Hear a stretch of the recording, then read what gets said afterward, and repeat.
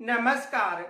हमारा जो टॉपिक चल रहा था भारत की स्थिति और विस्तार, तो देखो हमने पीछे अक्षांश देशांतर का अध्ययन कर लिया था। अब आगे देखो एक तो प्रश्न बन सकता है कि जो भारत का क्षेत्रफल है वो कितना है। तो भारत का क्षेत्रफल है 32,87,263 वर्ग किलोमीटर।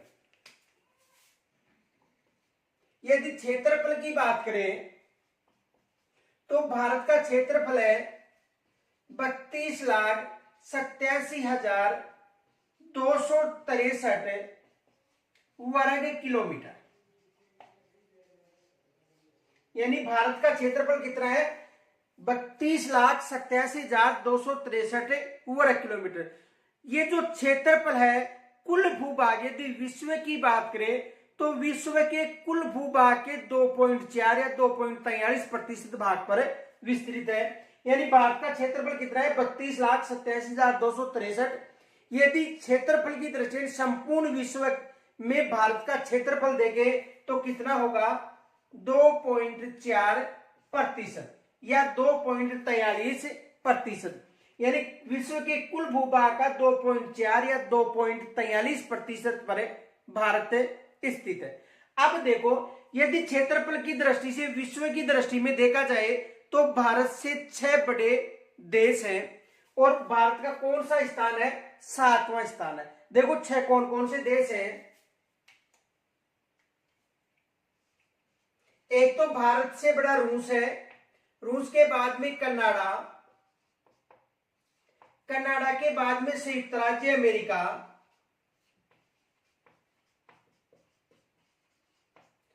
संयुक्त राज्य अमेरिका के बाद चीन, चीन के बाद ब्राजील, ब्राजील के बाद ऑस्ट्रेलिया और ऑस्ट्रेलिया के बाद कौन सा देश है? भारत। यानी भारत का कौन सा स्थान हो गया? 7वां स्थान है। यदि विश्व में क्षेत्रफल की दृष्टि से बाहर से बड़े राज्य देश देखें तो कौन कौन से देश हैं? रूस है, कनाडा है, संयुक्त राज्य अमेरिका है, चीन है, ब्राजील है, ऑस्ट्रेलिया है तथा भारत। यानी क्षेत्रफल की दृष्टि से विश्व में भारत का कौन सा स्थान है? 7वां स्थान है। और कुल भूभाग के 2.4% या 2.43% भी मिल सकता है। तो 2.4 या 2.43% भाग पर भारत स्थित है। और भारत का क्षेत्रफल कितना है? 32,87,263 वर्ग किलोमीटर। अब देखो एग्जाम में प्रश्न क्या बन सकता है कि भारत से ज्येष्ठ छोटा देश कौन सा है। यानी कहने का मतलब है कि भारत का स्थान कौन सा है? 7वां स्थान। तो भारत से ज्येष्ठ छोटा यानी 8वां स्थान किस देश का है? ये एग्जाम में प्रश्न बन सकता है। क्योंकि रूस, कनाडा, संयुक्त राज्य अमेरिका, चीन, ब्राजील और ऑस्ट्रेलिया ये तो सबको पता होता है, लेकिन प्रश्न बन सकता है कि क्षेत्रफल की दृष्टि से भारत से ज्येष्ठ छोटा यानी 8वां स्थान और भारत से ज्येष्ठ छोटा हो गया किस देश का है? ये एग्जाम में प्रश्न बन सकता है। तो देखो प्रश्न ये बन सकता है, भारत से क्षेत्रफल में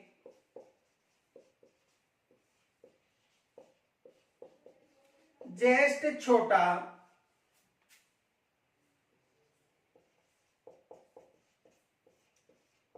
देश कौन सा है?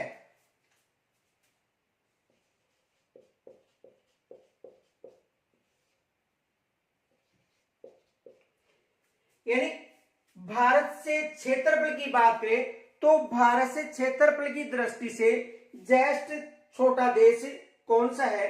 तो अर्जेंटीना भारत से ज्येष्ठ छोटा देश है। ये एग्जाम में प्रश्न बन सकता है। कौन सा देश है? अर्जेंटीना। यानी क्षेत्रफल की दृष्टि से कौन सा स्थान है इसका? 8वां स्थान है। तो क्षेत्रफल की दृष्टि से भारत से जस्ट छोटा देश कौन सा है? अर्जेंटीना। यहां पर एग्जाम में प्रश्न बन सकता है। दूसरा देखो, एक विशेष याद रखना, ये जो क्रम है रूस, कनाडा, संयुक्त राज्य अमेरिका, चीन, ब्राजील, ऑस्ट्रेलिया, ये एनसीईआरटी बुक का फैक्ट है, ये याद रखना। क्योंकि कुछ गाइडों में जो चीन है वो संयुक्त राज्य अमेरिका से बड़ा बता रखा है। तो याद रखना ये एनसीईआरटी फैक्ट है, और एनसीईआरटी मिलेगा आपको रूस, कनाडा, संयुक्त राज्य अमेरिका, चीन, ब्राजील और ऑस्ट्रेलिया। तो ये क्रम सही है। और भारत से छोटा देश कौन सा है? अर्जेंटीना। तो यहां से एग्जाम में एक तो ये प्रश्न बन सकता है कि क्षेत्रफल की दृष्टि से जो भारत है उसका स्थान कौन सा है? तो 7वां स्थान। भारत से जस्ट छोटा देश पूछे तो आपको बताना है अर्जेंटीना। और यदि आपको पूछे कि विश्व के कुल भूभाग के कितने प्रतिशत पर भारत का क्षेत्र विस्तृत है, तो 2.4 या 2.43% पर भारत का क्षेत्र स्थित है। 2.43 या 2.4% पर भारत का क्षेत्र विस्तृत है। यहां तक स्क्रीनशॉट ले सकते हो।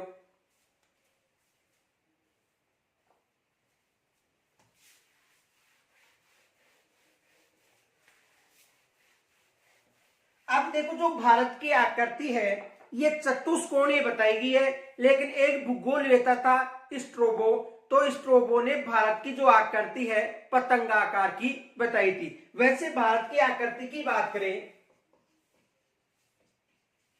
यह आकार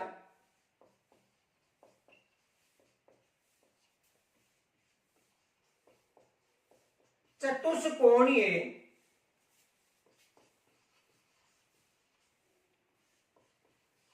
भारत का जो आकार है वो कैसा है? चतुष्कोणीय है।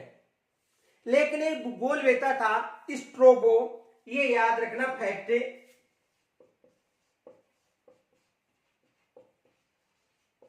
भूगोलवेत्ता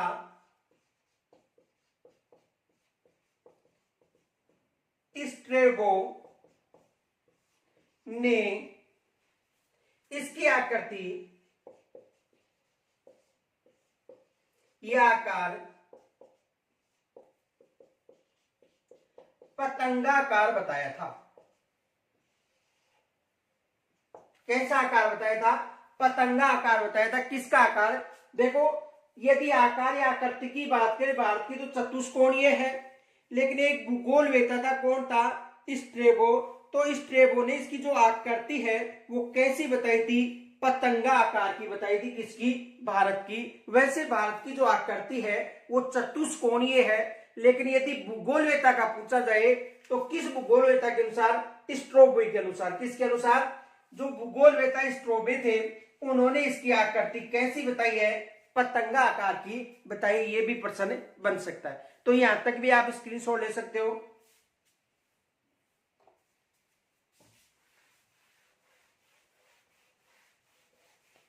अब देखो एक प्रश्न ये भी बन सकता है कि भारत के ऐसे कितने राज्य हैं जो स्थलबद्ध हैं, कितने केंद्र शासित स्थलबद्ध है, कितने राज्य हैं जो आंतरिक राज्य हैं, और ऐसे कितने देश हैं जिनकी सीमा जो अंतरराष्ट्रीय सीमा स्पर्श होती है।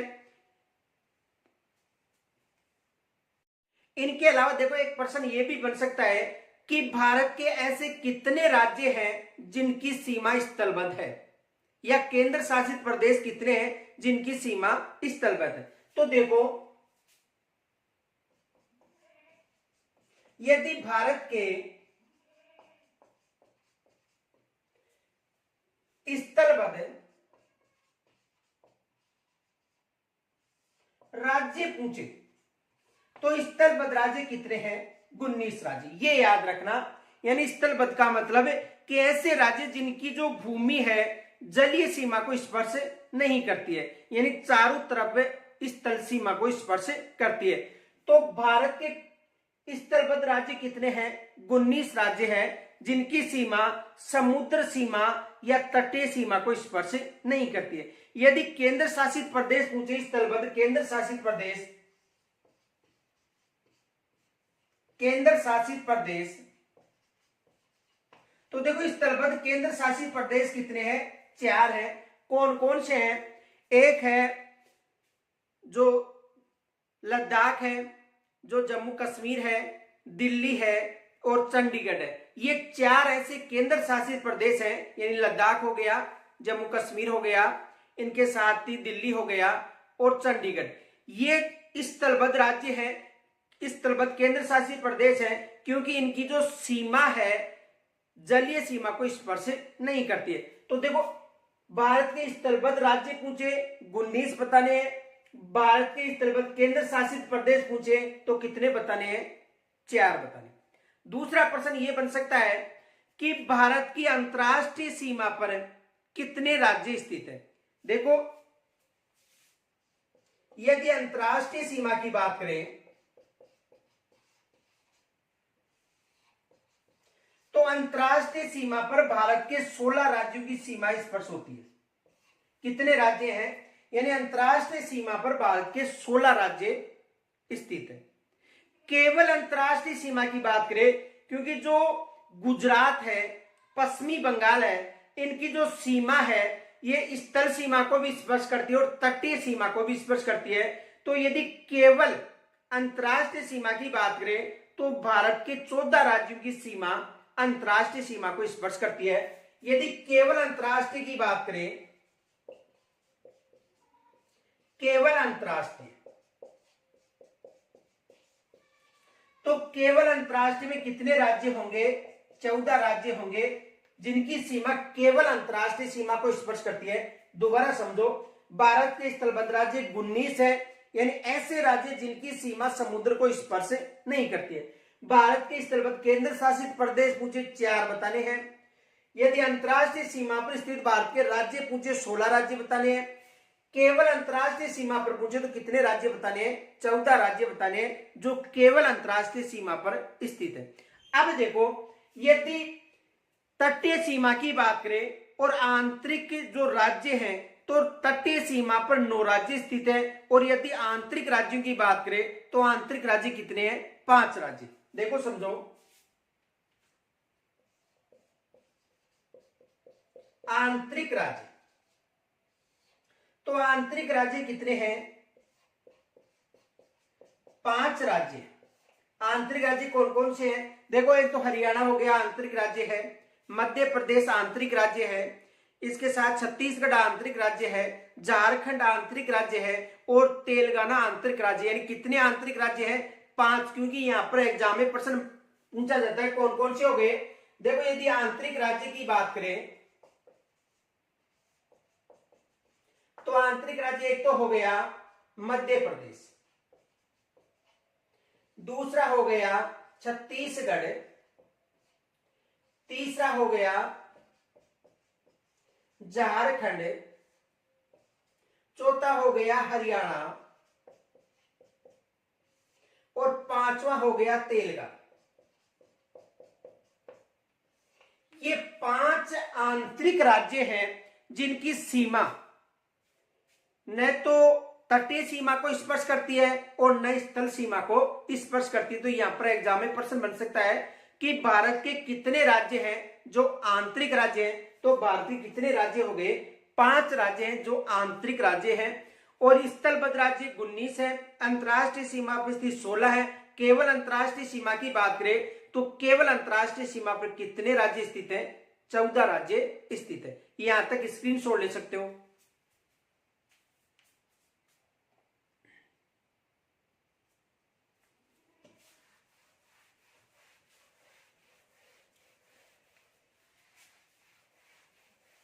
देखो यदि तटीय सीमा की बात करें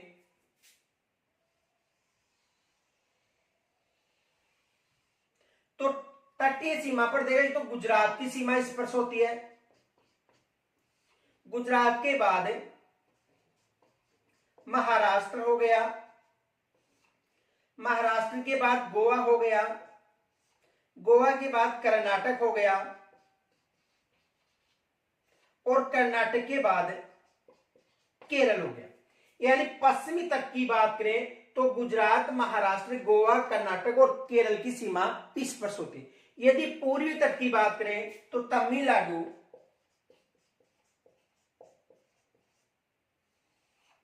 आंध्र प्रदेश, उड़ीसा और पश्चिमी बंगाल, कुल कितने राज्य हो गए? 9 राज्य ऐसे हैं जिनकी सीमा तटीय सीमा को स्पर्श करती है। और तट पर सर्वाधिक लंबी सीमा पूछे तो आपको गुजरात की बतानी है। यानी तटीय राज्यों में सबसे लंबी सीमा किसकी है? गुजरात की। यानी इसकी सर्वाधिक लंबी सीमा है जो किसको स्पर्श करती है? तटीय राज्य को। यदि दूसरा राज्य पूछे तो आंध्र प्रदेश बताना है, लेकिन यदि सबसे कम सीमा पूछे तो न्यूनतम सीमा किस राज्य को? गोवा की न्यूनतम सीमा। तो देखो तटीय राज्य कितने हो गए? 9। यानी 9 ऐसे तटीय राज्य हैं जिनकी सीमा जलीय सीमा को स्पर्श करती है। अब देखो इनमें से 2 प्रश्न बन सकते हैं। पहला प्रश्न यह बन सकता है कि तटीय सीमा पर स्थित जो राज्य हैं इनमें सबसे लंबी सीमा, तो सबसे लंबी सीमा गुजरात की स्पर्श होती है और दूसरे नंबर पर आंध्र प्रदेश है। लेकिन यदि सबसे कम सीमा पूछे तो सबसे कम सीमा किसकी बतानी है? गोवा की बतानी है। अब देखो यहां पर एक राज्य स्थित है, आंतरिक राज्य, और यह राज्य कौन सा है? तेलंगाना। यहां से एग्जाम में प्रश्न बन सकता है कि तटीय सीमा पर स्थित राज्यों में आंतरिक राज्य, तटीय सीमा पर स्थित, यानी ये तटीय सीमा पर स्थित राज्य हो गए, इनमें आंतरिक राज्य कौन सा है? तो तटीय सीमा पर स्थित आंतरिक राज्य कौन सा होगा? तेलंगाना होगा। ये याद रखना। जो गुजरात है और पश्चिमी बंगाल, गुजरात व पश्चिमी बंगाल की जो सीमा है एक तटीय सीमा को स्पर्श करती है और स्थलीय सीमा को भी स्पर्श करती है। देखो यदि गुजरात की बात करें तो देखो गुजरात की जो सीमा है ये पाकिस्तान को भी स्पर्श करती है और जलीय क्षेत्र को। दूसरा यदि पश्चिमी बंगाल की बात करें तो देखो पश्चिमी बंगाल की सीमा बांग्लादेश को भी स्पर्श करती है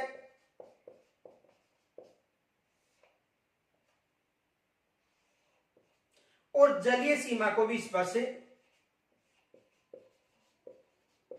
करती है। अब देखो जो पश्चिमी बंगाल है इसकी सीमा, देखो गुजरात की सीमा पाकिस्तान को स्पर्श करती है और जलीय सीमा को स्पर्श करती है। पश्चिमी बंगाल की जो सीमा है ये बांग्लादेश को भी स्पर्श करती है और बांग्लादेश के साथ साथ जलीय सीमा भी स्पर्श होती है।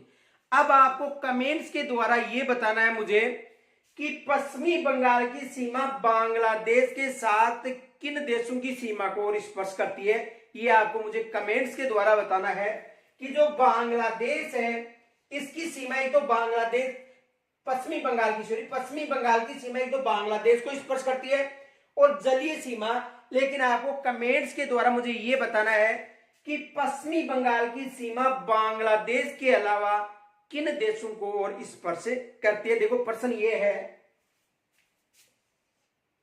पश्चिमी बंगाल की सीमा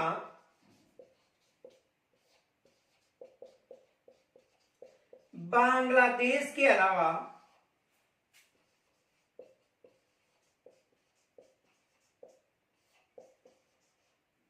अन्य किन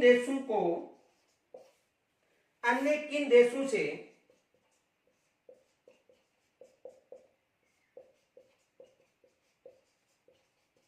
स्पर्श होती है। यह आपको कमेंट्स के द्वारा बताना है कि जो पश्चिमी बंगाल है इसकी सीमा एक तो बांग्लादेश को स्पर्श होती है, इनके अलावा किन देशों के साथ इनकी सीमा लगती है। तो देखो गुजरात और पश्चिमी बंगाल दो ऐसे राज्य, पहला राज्य कौन सा है? गुजरात हो गया और दूसरा राज्य कौन सा है? पश्चिमी बंगाल। दो ऐसे राज्य हैं जिनकी जो सीमा है यह स्थल सीमा को भी स्पर्श करती है और स्थल के साथ साथ जलीय सीमा यानी तटीय सीमा को भी स्पर्श करती है। तो यहां तक स्क्रीनशॉट ले सकते हो।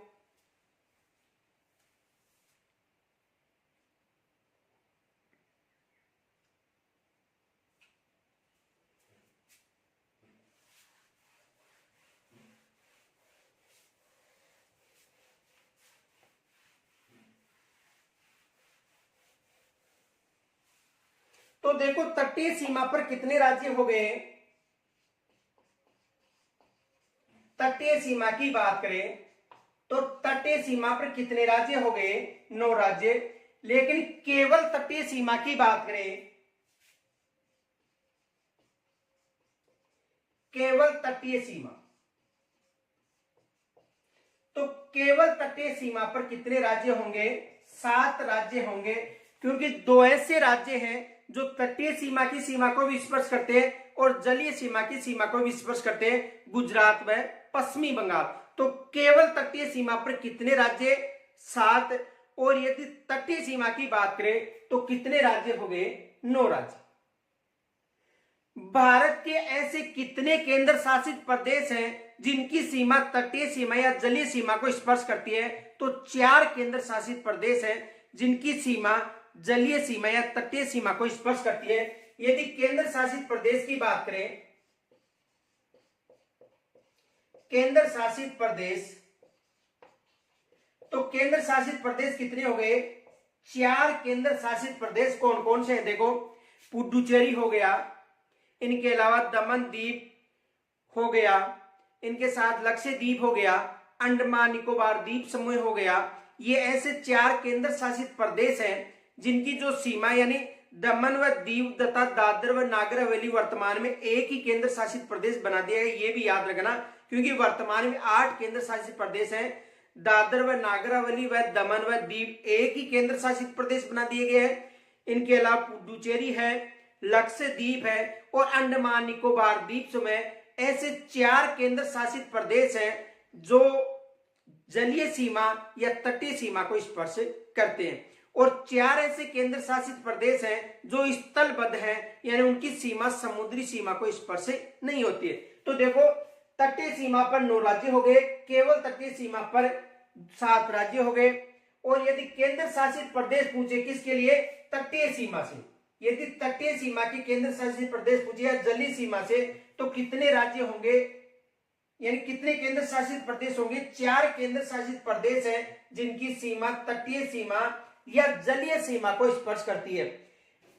तो 2 राज्य आपको ये बताने हैं, एक तो पश्चिमी बंगाल हो गया वह गुजरात, जिनकी सीमा तटीय व स्थलीय सीमा को स्पर्श करती है। यहां तक समझ में आ गया होगा। अब देखो, भारत की जो सीमा है 7 अंतरराष्ट्रीय सीमा वाले देशों को स्पर्श करते हैं, यानी भारत में जो पड़ोसी देश हैं जिनकी सीमा भारत को स्पर्श होती है वो कितने देश हैं? 7। यानी केवल अंतरराष्ट्रीय सीमा पर स्थित जो देश हैं वो कितने हैं? 7 हैं, जलीय सीमा को छोड़कर।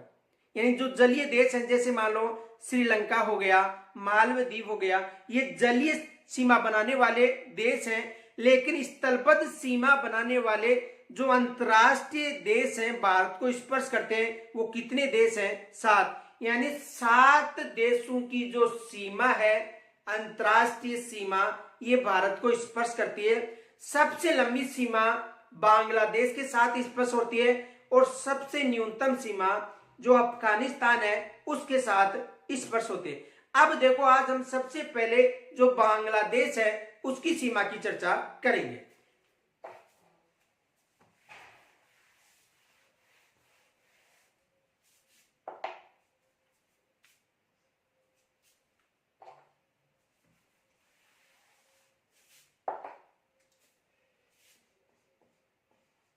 भारत व बांग्लादेश, यदि भारत व बांग्लादेश की बात करें तो भारत व बांग्लादेश की जो मध्य सीमा है 4096.7 किलोमीटर सीमा स्पर्श होती है। 4096.7 किलोमीटर, यानी भारत और बांग्लादेश के मध्य कितनी सीमा स्पर्श होती है? 4096.7 किलोमीटर। और भारत की सबसे अधिक या सबसे लंबी सीमा बांग्लादेश को स्पर्श होती है, ये याद रखना। भारत के साथ सबसे लंबी सीमा या सबसे लंबी अंतरराष्ट्रीय सीमा,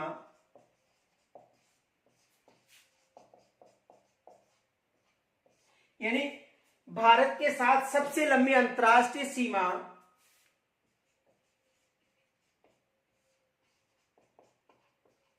बांग्लादेश के साथ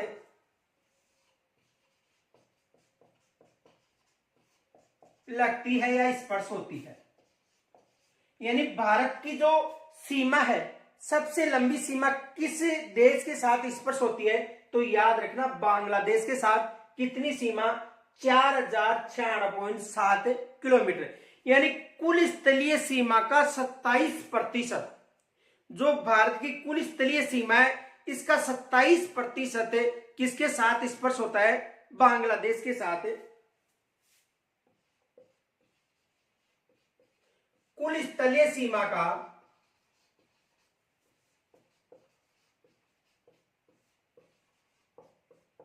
27%, यानी जो कुल स्थलीय सीमा है इसका 27% किसके साथ स्पर्श होता है, बांग्लादेश के साथ।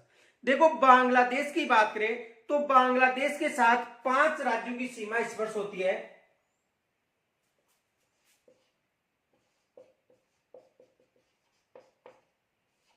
देखो 5 राज्य कौन कौन से हैं, एक है पश्चिमी बंगाल, दूसरा है असम, तीसरा है मेघालय, चौथा राज्य है त्रिपुरा, वह 5वां राज्य है मिजोरम। तो 5 राज्यों की सीमा किनके साथ स्पर्श होती है, यानी देखो पश्चिम बंगाल की बात करें, असम की बात करें, मेघालय की बात करें, त्रिपुरा की बात करें और मिजोरम की बात करें, तो ये सीमा किसको स्पर्श होती है, बांग्लादेश के साथ 5 राज्यों की सीमा स्पर्श होती है। और सबसे लंबी सीमा किसके साथ होती है, पश्चिमी बंगाल के साथ। यानी सबसे लंबी सीमा किसके साथ स्पर्श होती है, पश्चिमी बंगाल के साथ। और सबसे कम सीमा पूछे तो सबसे कम सीमा किसके साथ लगती है, असम के साथ। प्रश्न बन सकता है कि भारत की सबसे लंबी सीमा किसके साथ स्पर्श होती है, तो भारत की सबसे लंबी जो सीमा है वो किसके साथ स्पर्श होती है, पश्चिमी बंगाल के साथ। और न्यूनतम सीमा किसके साथ स्पर्श होती है, न्यूनतम सीमा असम के साथ स्पर्श होती है। यदि असम की बात करें तो असम के साथ 268 किलोमीटर सीमा स्पर्श होती है। यदि असम की बात करें तो असम के साथ कितनी सीमा स्पर्श होती है, 268 किलोमीटर। और यदि पश्चिमी बंगाल की बात करें तो पश्चिमी बंगाल के साथ 2217 किलोमीटर सीमा स्पर्श होती है। ये याद रखना, असम के साथ कितनी सीमा स्पर्श होती है, 268 किलोमीटर। यदि पश्चिमी बंगाल की बात करें तो पश्चिमी बंगाल के साथ 2217 किलोमीटर सीमा स्पर्श होती है। यानी सबसे अधिक सीमा, यदि सबसे लंबी की बात करें तो किसके साथ, पश्चिमी बंगाल के साथ कितनी, 2217 किलोमीटर। और यदि न्यूनतम की बात करें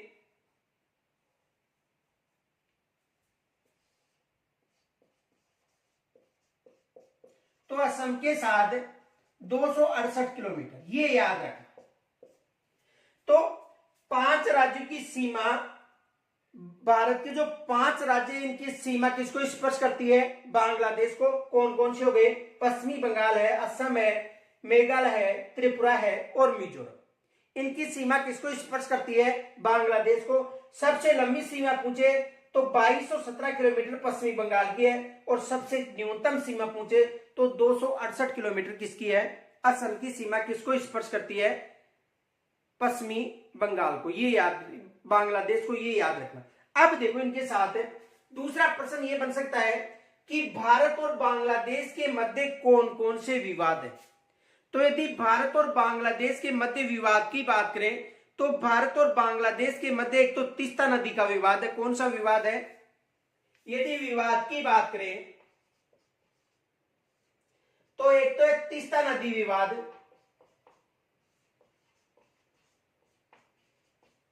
कौन सा नदी विवाद, तीस्ता। और दूसरा है 3 बीघा गलियारा विवाद।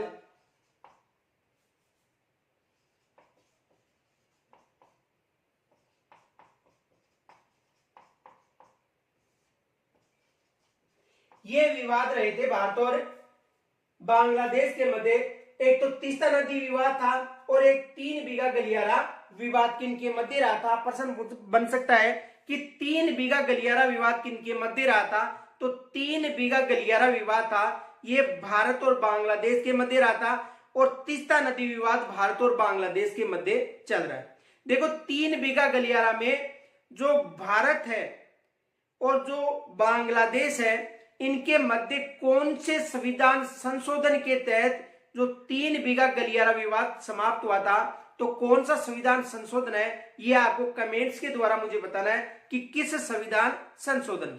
अब देखो बांग्लादेश की सीमा से तीनों तरफ से गिरने वाला जो राज्य है वो कौन सा है, त्रिपुरा, ये याद रखना। देखो त्रिपुरा राज्य की बात करें तो ये जो राज्य है बांग्लादेश से तीनों तरफ से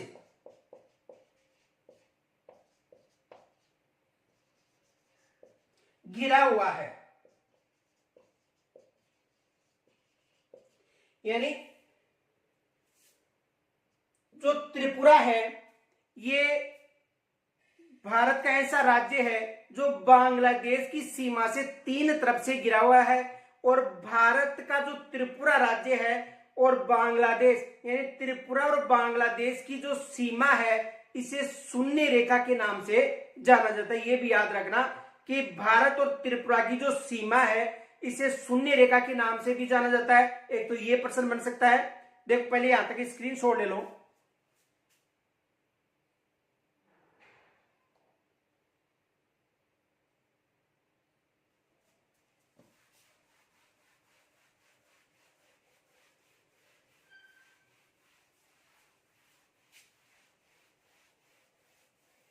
देखो प्रश्न बन सकता है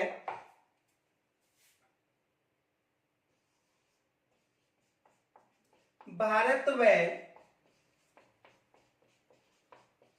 बांग्लादेश के मध्य जो सीमा थी उसे रेड क्लिफ के नाम से ही जाना जाता है, क्योंकि जब भारत और पाकिस्तान का विभाजन हुआ था उस समय बांग्लादेश पूर्वी पाकिस्तान था और जो वर्तमान में पाकिस्तान है ये पश्चिमी पाकिस्तान था। लेकिन 1971 में आजाद होने के बाद में इसे बांग्लादेश का नाम दिया गया था। तो भारत और बांग्लादेश की जो सीमा थी वो रेड क्लिफ सीमा ही थी। लेकिन यदि रेड क्लिफ सीमा, लेकिन यदि भारत का जो त्रिपुरा राज्य है वह बांग्लादेश के मध्य की सीमा की बात करें तो ये जो सीमा है ये शून्य रेखा के नाम से जानी जाती है। किसके नाम से जानी जाती है? शून्य रेखा के नाम से जानी जाती है। तो आज हमने भारत और बांग्लादेश के बारे में चर्चा की। कल जो अन्य अंतरराष्ट्रीय राज्य हैं जिनकी सीमा स्पर्श होती है उनके बारे में चर्चा करेंगे। तो यहां तक यदि कोई समस्या हो तो मुझे कमेंट्स के द्वारा जरूर बताना। नमस्कार।